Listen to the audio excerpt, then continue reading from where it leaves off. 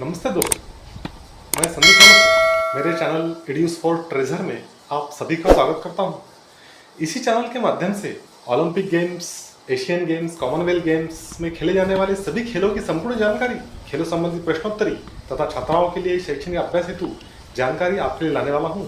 आपको यह जानकारी पाने के लिए इस चैनल को कृपया सब्सक्राइब कर लें। धन्यवाद।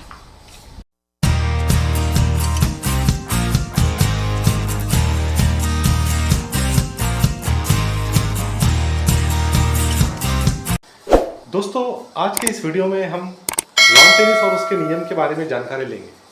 तो चलिए शुरू करते हैं। लॉन टेनिस और उसके नियम। टेनिस मुख्यतः दो खिलाड़ियों के बीच या दो खिलाड़ियों की दो टीम के बीच खेले जाने वाला खेल है। प्रत्येक खिलाड़ी के पास रैकेट होता है जिससे उन्हें रबर की बनी खोखली गेंद को हिट करना होता है।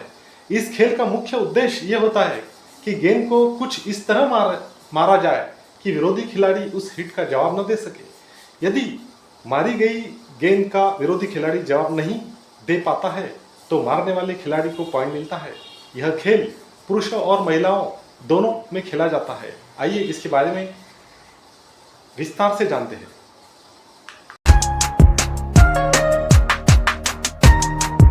टेनिस इतिहास पर एक नजर। टेनिस बहुत ही पुराना खेल है। इतिहासकारों का मानना है कि यह खेल 12वीं सदी के आसपास खेला जा रहा है। 12वीं सदी के आसपास उत्तरी फ्रांस में यह खेल गेम ऑफ द पाम के नाम से खेला जाता था। यही खेल कालांतर में टेनिस के नाम से मशहूर हुआ। फ्रांस के राजा लुईस एक्स इस खेल के बहुत शौकीन थे। हालांकि लुईस एक्स को यह खेल बाहर खेलना पसंद नहीं था। इस वजह से इन्होंने 13वीं सदी के आसपास पेरिस में कई इंडोर टेनिस कोर्ट बनवाए। यह ऐसा करने वाले प्रथम व्यक्ति थे। इनके द्वारा बनवाए गए आलीशान इंडोर कोर्ट का प्रभाव यूरोप के कई रॉयल महलों पर पड़ा और ऐसे टेनिस कोर्ट कई जगहों पर बने। इस खेल के लिए रैकेट का इस्तेमाल लगभग 16वीं सदी के आसपास शुरू हुआ और इसे टेनिस का नाम मिला।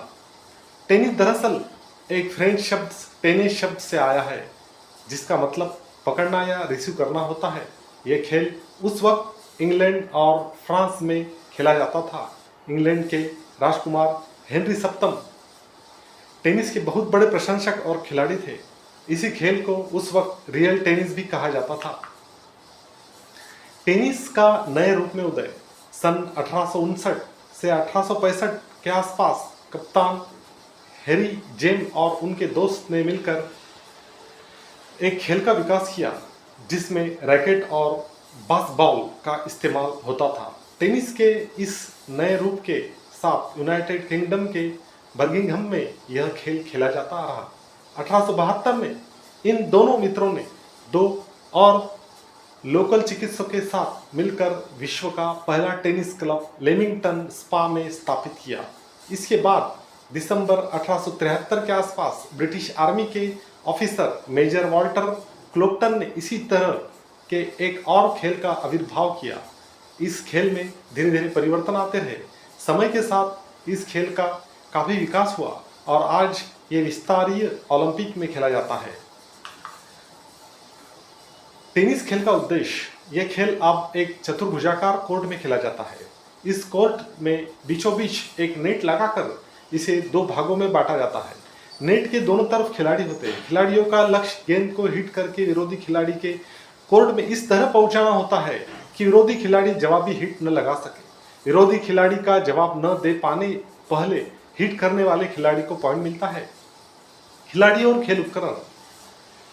यह खेल सिंगल्स और डबल दोनों तरह से खेला जाता है।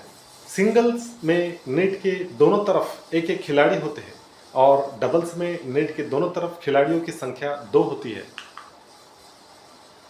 इसमें इस्तेमाल होने वाले रैकेट में सिंथेटिक धागे लगे होते हैं जहां से गेंद को हिट किया जाता है जो एक स्थायी स्थिति में होता है। रैकेट जिस जगह से गेंद को हिट किया जाता है वह भाग प्राय अंडाकार होता है। इसमें इस्तेमाल होने वाले गेंद प्राय रबर के बने होते हैं जिन पर एक विशेष तरह का कपड़ा सिलाई करके लगाया जाता है। अंतर्राष्ट्रीय टेनिस फेडरेशन के अनुसार गेंद का व्यास 65.41 मिलीमीटर से 68.58 मिलीमीटर तक और इसका वजन 56 से 59.4 ग्राम के बीच होना चाहिए। टेनिस कोर्ट 78 फीट लंबा और 27 फीट चौड़ा होता है। इसमें centre mark, base line, service line, centre service line, single side line आदि सफेद रंग से खींची हुई होती है। बेस लाइन और सर्विस लाइन कोर्ट की चौड़ाई को निरूपित करते हैं।